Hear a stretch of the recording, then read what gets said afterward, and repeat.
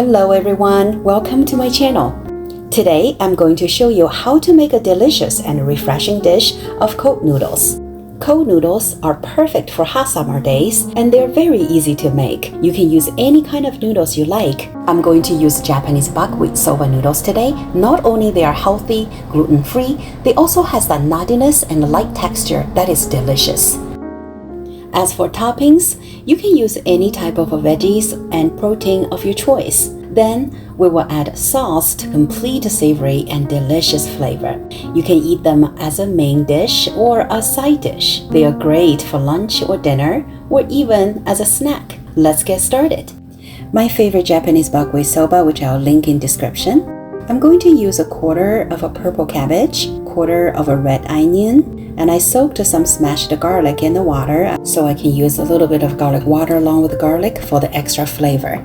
Carrot, cucumber, cilantro, celery, and kale leaves. Those vegetables are my go-to vegetables for cold noodles. But again, you may use any vegetables of your choice. And 3 eggs for added protein. First, let's prepare vegetables. I'll cut off kale leaves and cilantro into bite sizes. Then shred carrots and cucumber. I love the freshness and the crunchy from cucumbers. And be sure to squeeze out excess water right after the shredding.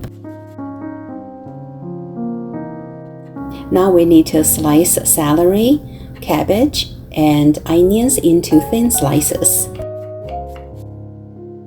Well-beaten 3 eggs, add salt and pepper to taste.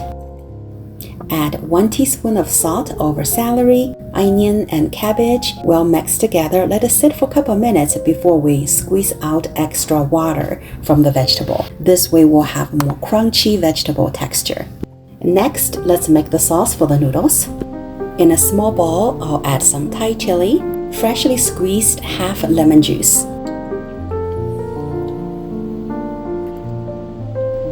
2 to 3 tablespoons of crushed garlic along with a couple of tablespoons of garlic water. The garlic water really will give a lot of flavor in cold noodles. 3 to 4 tablespoons of light soy sauce and another 2 to 3 tablespoons of sesame oil. I also will add 2 tablespoons of homemade chili oil. That's it, and give a good mix and set on the side. Next, we'll heat up the skillet over medium-high heat and add some oil. When the oil is hot, pour the egg mixture into the skillet and swirl it around to cover the bottom of the pan. We want to make a thin and even layer of egg, like a crepe. Cook the egg for about 2 minutes or until it's set on the bottom. Then use a spatula to gently lift the edge of the egg and flip over. Turn off the stove, allowing remaining heat from the pan to cook through the egg. Try to keep egg in crepe shape. Then transfer onto a cutting board and let it cool slightly. Then you can use a sharp knife or a pizza cutter to slice the egg into thin strips or shreds. You can make them as long or short as you like. We'll set the egg on the side, and next we're going to boil the noodles. Here is how to cook Japanese soba noodles. Bring a large pot of water to boil over high heat. Make sure to have enough water to prevent crowding the noodles. Add the noodles to the boiling water and stir them gently and consistently to avoid them sticking together.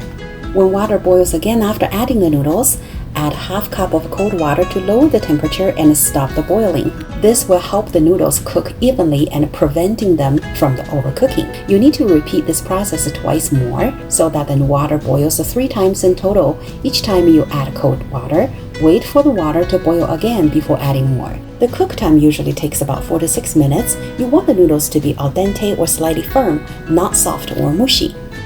Finally, drain the noodles and rinse them under running water to completely cool them down and stop the cooking process. This will help rinse off any excess starch and make the noodles smoother and slippery. You can use your hands or a colander to toss and wash the noodles until they are no longer warm. And then transfer noodles into ice water. Let it soak in ice water for a few minutes before draining them well. To serve the cold noodles, transfer them into a large serving bowl. Add all vegetables and protein. Make sure to squeeze out extra water from the cucumbers, carrots, celery, onion, and cabbage. Toss them with the sauce evenly. You may add sauce in at once and we'll combine everything together, or add sauce in 3 stages to make sure we'll combine everything together evenly.